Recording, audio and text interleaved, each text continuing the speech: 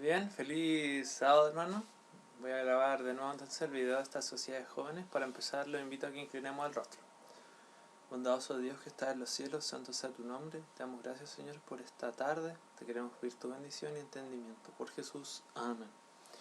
Bien, la semana pasada hablamos un poco sobre el código sinaítico, contamos un poco la historia. Para ir resumiendo ya hasta este momento lo que llevamos, vimos los materiales, hablamos sobre la organización un poco de la Biblia, hablamos sobre los códices del Nuevo Testamento, en realidad los manuscritos del Nuevo Testamento más importantes sobre los cuales o hacen en realidad de fundamento de nuestro texto griego, del cual nosotros traducimos el Nuevo Testamento al español.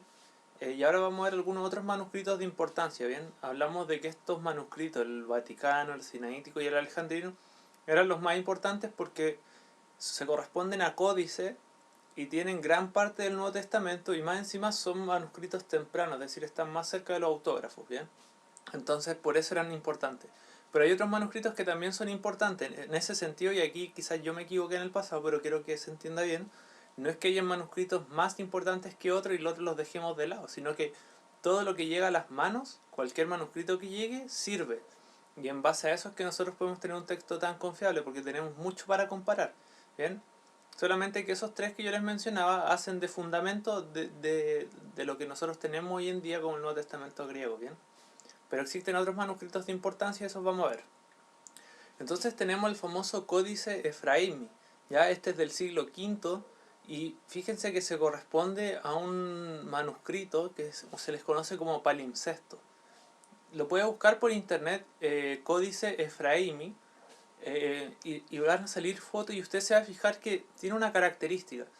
Este códice pareciera que está escrito, pero por debajo tiene más escritura. No sé si alguna vez usted ha estado escribiendo con lápiz mina y borra, pero resulta que la letra se sigue viendo porque la goma quizás no borraba muy bien o cargó mucho el lápiz.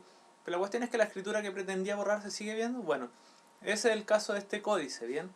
El códice Efraimi. Y eso es un palimpsesto, quiere decir raspado de nuevo. Y pasaba que en la antigüedad, cuando faltaba material de escritura, en este caso el lugar mismo donde se escribía, la hoja por decirlo de alguna forma, cuando faltaba lo que hacían era pescaban manuscritos o libros, etcétera, que estuviera escrito, y con tratamientos químicos o alguna piedra borraban lo que estaba escrito encima y escribían sobre eso. Y el Códice Efraimi entonces resulta que era un manuscrito bíblico del Nuevo Testamento en el cual se hizo esto, se borró el contenido y se escribieron una serie de sermones de este personaje que era Efraimi. ¿Bien? Este manuscrito, todo esto, el que logró descifrar lo que estaba por debajo, lo que se correspondía al texto griego, lo descifró el mismo Tischendorf, que fue el que descubrió el manuscrito sinaítico. ¿Bien? Él hizo ese trabajo de descifrar lo que decía, se demoró años. De hecho, en el año 1843 publicó recién el Nuevo Testamento, y 2 años después logró publicar el Antiguo Testamento. Difícil obviamente porque las letras se ven superpuestas, si usted busca las fotos se dará cuenta. Existe el códice Bezae, que perteneció, se sabe, al famoso reformador Teodoro Beza, o de Beza, y él lo donó a la biblioteca de la Universidad de Cambridge allá en el año 1581. Este es el primer manuscrito bilingüe que se tiene, porque por un lado está escrito en griego, y al lado derecho, me refiero a que si usted abre el códice, ¿no es cierto?, en una hoja que se corresponde al lado izquierdo está escrito en griego, y en el lado derecho en latín. ¿Bien? Entonces es un manuscrito bilingüe. Y se corresponde con líneas de significado. Si usted lo ve también en la foto, se va a dar cuenta que corresponden a una pura columna de escritura, pero que las líneas tienen largos diferentes. ¿Por qué? Porque eso se le llama líneas de significado, y quiere decir que está diseñado para que en la lectura se tomaran las pausas necesarias para leerlo. Ya es como la puntuación, solamente que ellos acortaban una línea, entonces eso ellos lo entendían como que tenían que hacer una pausa. Y se considera un manuscrito dudoso. De hecho, el mismo Teodoro de Beza lo encontraba dudoso, sospechoso. Alguna desconfianza le causaba, y es que pasa que este manuscrito tiene muchas omisiones, pero también tiene muchas adiciones. Entonces, cuando uno lo mira, es como, qué raro, están omitiendo cosas, aquí añade otras cosas que por lo general no están en los otros manuscritos. Y había muchas dudas respecto a este manuscrito. Muchos lo miraban con desconfianza hasta que se por comparación y por más material que se llegó a tener, se supo que en realidad su texto correspondía a un tipo de texto que se conoce como occidental. Bien, y ese texto se caracteriza particularmente, ya vamos a hablar de eso más adelante, pero porque hace mucho parafraseo y añade y omite muchas cosas, ¿bien? Aunque sin embargo su texto es muy cercano al texto alejandrino, al códice alejandrino y, perdón, al sinaítico y vaticano, pero en realidad son más las similitudes que las diferencias, ¿bien? Pero se caracteriza por eso, omite y añade muchas cosas. Entonces aquí vamos a entrar un poco en esto de los tipos de texto. Vimos que habían dos categorías grandes en las que se dividían estos manuscritos, que eran los unciales y los minúsculos. Pero también se pueden clasificar de acuerdo al tipo de texto que presenta, y hay tres categorías. Una es el texto alejandrino, texto bizantino y el texto occidental. Bien, entonces sobre la base de características comunes es que estos manuscritos se pueden agrupar en estas características de texto, y por lo general se corresponde a que en alguna zona geográfica tenían ciertas particularidades de ese texto, cómo se escribía, no sé. Por ejemplo, si en vez de poner costo ponían coste, ¿ya? Y cuando sale la palabra coste, entonces el que estudia estos manuscritos dice, ah, este manuscrito corresponde, no sé, al texto bizantino. El texto bizantino se puede catalogar que dentro de una zona geográfica específica, es decir, Turquía, eh, se dan estas características. Entonces así ellos pueden ir clasificando mejor estos manuscritos y también ir fechándolos. De hecho, el occidental, debido a ese texto medio sospechoso que tiene, y el bizantino por su fecha tardía, porque podríamos decir son manuscritos medievales, no alcanzan la calidad del texto alejandrino. Ya el texto alejandrino es como el mejor texto, porque es un texto que se caracteriza por haber sido escrito tempranamente y es más apegado, podríamos decir, al original griego, ¿ya? Hay otros manuscritos unciales, como el Códice Claromontano del siglo VI, el Códice Laudiano del siglo VI también. Tenemos el Códice Regio del siglo VIII, el Códice Freer Washington del siglo V, el Códice W del siglo IV. Si se fijan, son códices relativamente tempranos, y muchos de estos son de la fecha de los mismos unciales que vimos al principio, que serían el alejandrino, el sinaítico y el vaticano. Bien, ahora ya les dije, esos tres son nuestro fundamento y nuestra base porque son los textos más completos que tenemos, ¿ya? Pero no por eso dejamos de lado estos otros códices que también son unciales, eh, y que también obviamente sirven para armar nuestro texto, ¿bien? Lo que yo quiero dejar claro acá es que hay mucho material, mucho material. De hecho, aquí ya hemos mencionado Códice Efraimi, Besae, Alejandrino, Sinaítico, etcétera. Toda esta lista que les di ahora, y ya se podrá dar cuenta que tenemos más testigos de los que Platón tiene en toda su obra en la actualidad. Ahora, hablando un poco de los manuscritos minúsculos, dijimos que esta era una segunda categoría y se corresponde a manuscritos más tardíos, aproximadamente del siglo IX en adelante. Acá debo ser claro en lo siguiente, no es que en la antigüedad no hubieran manuscritos minúsculos, pero solían escribirse los códices con letras mayúsculas o unciales, ¿bien? Pero no quiere decir que no encontremos unciales antiguos que daten del siglo III, etcétera, sino que no predominan en su mayoría, ¿ya? Pero los manuscritos minúsculos hicieron su aparición voluminosa a partir del siglo IX en adelante. Y son los más abundantes que hay, es decir, si comparamos la proporción de unciales y minúsculos, hay más minúsculos que unciales, ¿bien? Y por lo general su texto se corresponde al tipo bizantino, que es un texto más tardío, que apareció más tarde, ¿bien? De hecho, busquen en internet, pongan manuscritos unciales o manuscritos minúsculos y compárenlo a simple vista y ya va a notar las diferencias. Entonces, algunos manuscritos minúsculos importantes, y vamos a decir la importancia de estos. Tenemos, por ejemplo, el manuscrito minúsculo 1 y 2, que son del siglo XII, y que fueron los que usó Erasmo para hacer su Nuevo Testamento griego. Erasmo fue el editor de un Nuevo Testamento griego en la época de la Reforma, ¿ya? Él también planteó la necesidad de una reforma entre la Iglesia, aunque no por la vía como la planteaba Lutero, etcétera, pero fue entre comillas un reformador católico. Tenemos el minúsculo 13, que también es de los siglos 12 al 13, está fechado ahí, no se sabe con exactitud, pero se sabe que va entre esos siglos, y comprende la familia 13. ¿Por qué se caracteriza esta familia de minúsculos? Y es porque el pasaje de la mujer adúltera que nosotros encontramos en el libro de Juan, lo colocan en el libro de Lucas en el capítulo 21. Ya usted dirá, va, qué raro, porque nosotros tenemos en nuestra Biblia, obviamente, ese pasaje en Juan, pero resulta que se encuentra en algunos manuscritos en Lucas.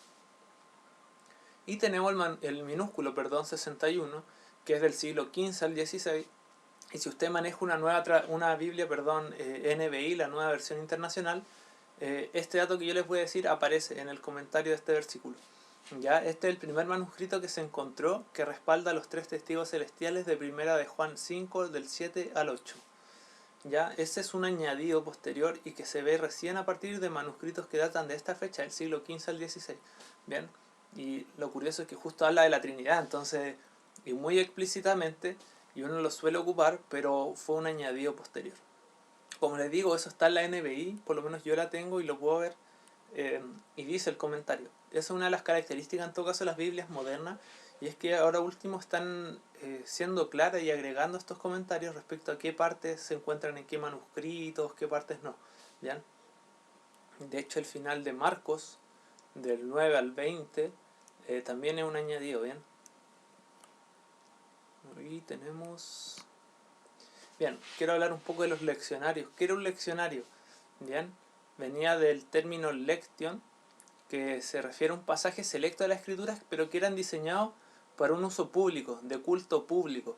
Entonces nosotros encontramos leccionarios también como evidencia a nuestra Biblia, como manuscritos, que son muy importantes por la siguiente razón. Los leccionarios eran cuidadosamente confeccionados y escritos, es decir, el copista lo hacía con mucho cuidado, porque era de uso público. Entonces tiene una mejor, podríamos decir, redacción que la que encontramos en manuscritos ordinarios. ¿Bien?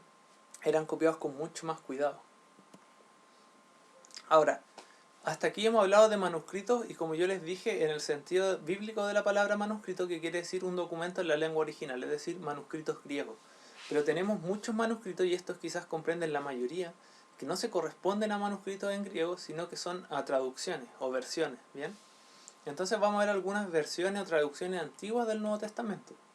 Existen tres grandes traducciones: la siriaca, que se les llama, la latina y la copta. ¿Bien?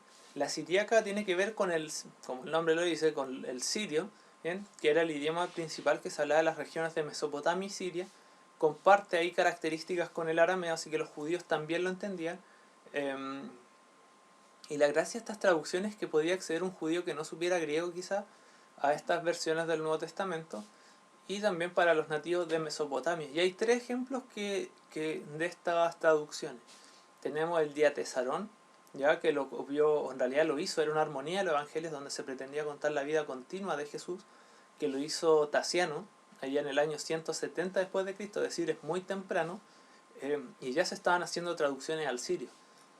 Tenemos la antigua siriaca, que existen dos. Está la siriaca cuaretoniana, que se le llama, que es una copia de los evangelios que data del siglo V, y la siriaca sinaítica, que corresponde a un palimpsesto. Los palimpsestos, como veíamos al principio, son estos manuscritos donde se borraba el contenido anterior y se escribía sobre ello, es decir, en material reciclado, podríamos en términos generales decir. Y esta versión data perdón, del siglo IV al siglo V. Tenemos la Pechita. Esta es una Biblia que venden, usted la puede encontrar en las librerías evangélicas principalmente, creo que la editorial VIH la trae. Y la Pechita significa simple y era una traducción siria estándar del idioma que estuvo en uso ya desde el siglo V, es decir, era muy común, muy usada popularmente. Tenemos las traducciones coptas. Bien, el cóptico fue la última fase del desarrollo del antiguo idioma egipcio. Ya en un momento este idioma llegó a escribirse con caracteres griegos. Bien, y hay dos dialectos cópticos principales. Uno es el saídico y el otro es el boárico. El saídico se corresponde al dialecto que hablaban en el Alto Egipto, más cercano a la ciudad de Tebas, ¿ya? Y tenemos manuscritos de este tipo con este dialecto en egipcio del siglo III y siglo IV, ¿ya? El cristianismo llegó muy tempranamente a Egipto y las versiones que se empezaron a hacer también fueron muy tempranas.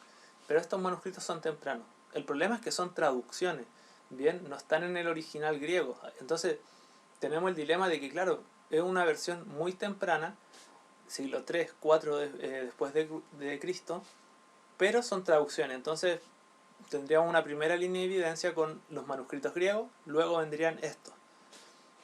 y la versión boálica, que se corresponde a la parte del Bajo Egipto más cerca de Alejandría, y también data con manuscritos tempranos que serían del 4 al 5 después de Cristo. Entonces el Evangelio, como les decía, llegó rápidamente a Egipto y se preservaron los textos, ¿no es cierto?, en estas traducciones. Y finalmente tenemos las traducciones latinas. Ya, estas son súper importantes porque la Biblia española se hizo a partir del latín. ¿Ya? Si nosotros remontáramos a los orígenes de nuestra Biblia y hiciéramos la historia completa, veríamos que llegamos a una Biblia en latín, no en griego, nuestras primeras Biblias en español. Entonces hay dos traducciones latinas principales. Está el latín antiguo, que se piensa que eran las versiones latinas que aparecieron en la zona de África donde el griego era desconocido. Bien, aquí quiero ser claro en esto, no es que no hubiera uno que otro que no conociera griego o que no se enseñara, pero en general en la zona de África el griego no era un idioma que pegara mucho, ¿bien? De hecho ya para el año 160 después de Cristo ya estaban en circulación estas versiones de latín antiguo en la zona de África, y también en realidad por el mundo en general. Recuerde que si usted hace una traducción de la Biblia es porque tiene necesidades locales, no todos entendemos los mismos idiomas, y la Biblia, el Nuevo Testamento en particular, fue escrito en griego y no todos hablaban griego en el mundo antiguo, entonces obviamente surgió la necesidad de ir haciendo versiones de la Biblia.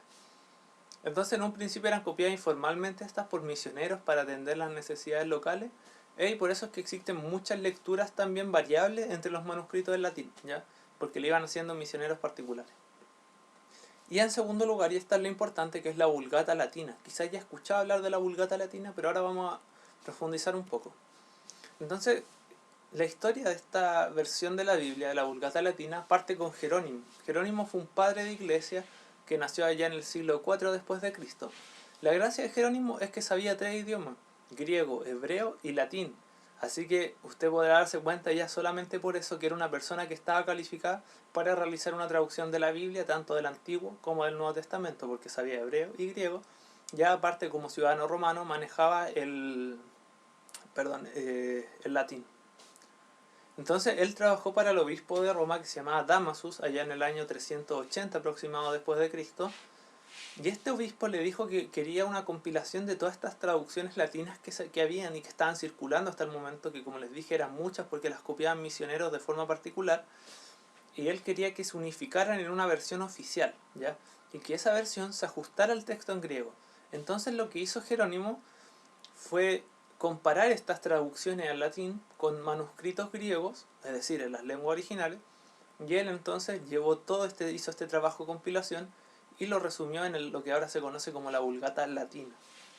Bien, ¿cuál es la gracia de esto? Esto, que Jerónimo ocupó manuscritos griegos para corroborar el texto en latín. Después de Jerónimo, y aquí, o sea, esto es lo que vamos a ver, lo que pasó después de Jerónimo, hay que entender qué significa también un poco la palabra vulgata en latín, y significa común o comúnmente aceptado, ¿ya? En los tiempos de Jerónimo esta palabra se ocupaba para la antigua versión latina, o las versiones que veníamos hablando hace un rato, o la Septuaginta, que la Septuaginta es una versión del Antiguo Testamento en griego que se hizo antes de Cristo, allá en la ciudad de Alejandría, ¿bien? Le pidieron a unos sabios judíos que pudieran entonces trasladar el Antiguo Testamento al hebreo al griego. Y entonces el término vulgata se ocupaba para las versiones latinas como para la Septuaginta, porque ambas eran comúnmente aceptadas, como dice la palabra, ¿ya? Ahora, la versión de Jerónimo recibió el nombre de Vulgata muy tarde. De hecho, Jerónimo murió y lo más probable es que el trabajo que él hizo no se haya popularizado en sus tiempos. De hecho, Jerónimo tuvo mucha oposición. Pero ya del siglo VI en adelante se oficializó, digamos, el uso de su traducción latina, y ya en el Concilio de Trento en el año 1546 fue cuando la Iglesia le otorgó ese nombre, es decir, la Vulgata Latina, al texto de Jerónimo y no a las otras versiones latinas que había. Y en el siglo XIII en París, Stephen Langton, ante la necesidad de ponerle capítulo a la Biblia, tomó la versión de la Vulgata y la dividió en los capítulos que nosotros conocemos actualmente, ¿bien? La gracia es que dividió la Biblia en capítulos, pero la Biblia que dividió era la Vulgata Latina. Ahora, estas tienen un alto valor y las Vulgatas latinas de hecho impactaron grandemente el mundo de las traducciones al español, ¿bien? Y en general en el tema de manuscritos bíblicos son muy importantes. De hecho, la antigua latina fue la primera versión en latín y su texto tiene las características de un texto occidental, es decir, muy apegado al paráfrasis, con mucho añadido, como mucha omisión. La Vulgata cuenta actualmente también con más de 10.000 manuscritos, ha sido el libro más copiado en la era cristiana y se considera también la segunda traducción más importante después de la Septuaginta.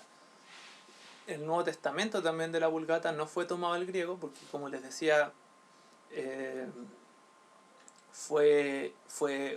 Jerónimo tomó las vulgatas latinas que ya existían, pero la revisión que él hizo sí se hizo en base a manuscritos griegos, de ahí su valor.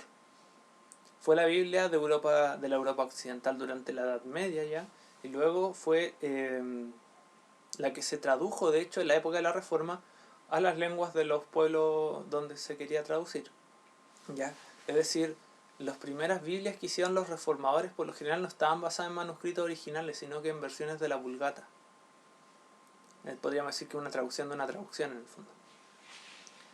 También fue el primer libro importante impreso en 1450 con Gutenberg. ¿Bien?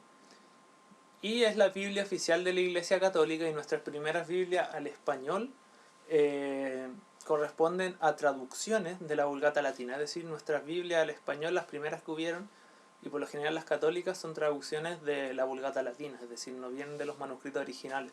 Aunque en realidad, hermano, ahora el trabajo bíblico que se hace con los manuscritos es súper grande, ya hay mucha comparación, pero en términos generales así aparecieron las Biblias al español, es decir, son traducciones de traducciones, ¿ya? Entonces, claro, y con todo lo que hemos hablado uno le puede entrar dudas con el texto, qué tan confiable es, pero resulta que con la cantidad de manuscritos que existen hoy en día, claro, se pueden hacer mejores comparaciones y sabemos que nuestro texto en sí es seguro.